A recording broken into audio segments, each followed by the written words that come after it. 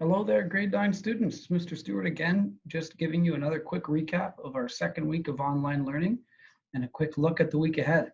One thing you might notice is a change in my beard has now become a mustache. You can see the gentleman behind me here.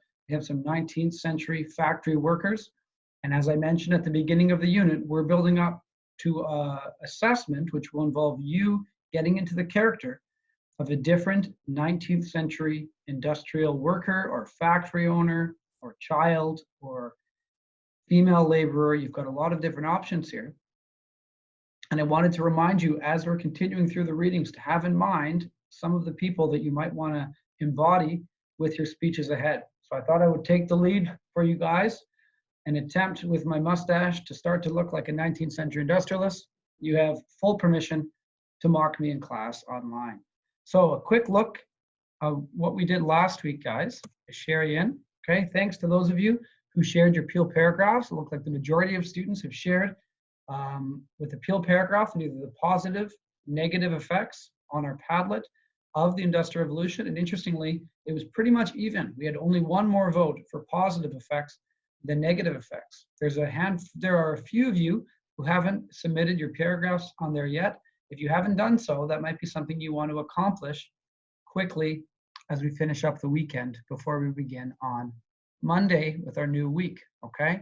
So if we take a look at our week ahead, the first thing we'll notice, as I'm sure you remember, is that our next quiz will be on Monday, and that'll cover chapters 1 and 2 of the Industrial Revolution textbook reading. We had a great practice class on Thursday. Remember, I've posted all of the student-made quizzes on our classroom, on the stream. There are 5 quizzes for you to practice.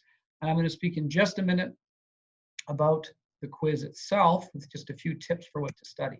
So let me just switch what I'm sharing you into here. Okay, we'll switch over to the textbook reading. As I mentioned, the quiz will be a combination of multiple choice and true or false questions. On the quizzes, you'll have 60 seconds to answer each question, and you'll have to keep your camera on Zoom the entire time. So a couple of you had some tech issues with the camera. If you're having those issues still, make sure you send me an email because I will not start the quiz on Monday until we ensure that everyone is on Zoom so I can see the work that you're doing. Okay, so a few reminders here about the quiz. I mentioned on Thursday, I'm not going to be asking specific questions like, what year was the seed drill invented?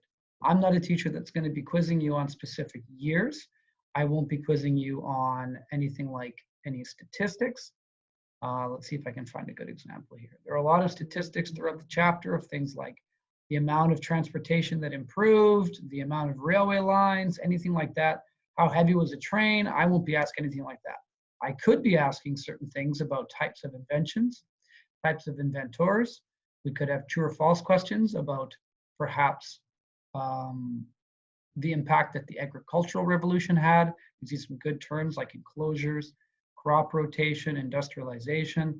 Of course, we see selective breeding, and then also the concepts in general, which are in the Google Slides, which are posted online, about the factors of production and the broader concepts of why did the Industrial Revolution start in Great Britain? How did the agricultural revolution lead to the Industrial Revolution?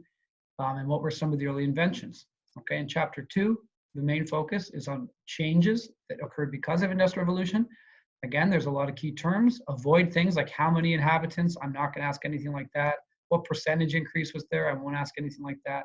But I could ask general true or false or multiple choice questions about some of the positive and negative impacts that were mentioned, things like class tension, things like the positive impacts on health and sanitation, and things like that.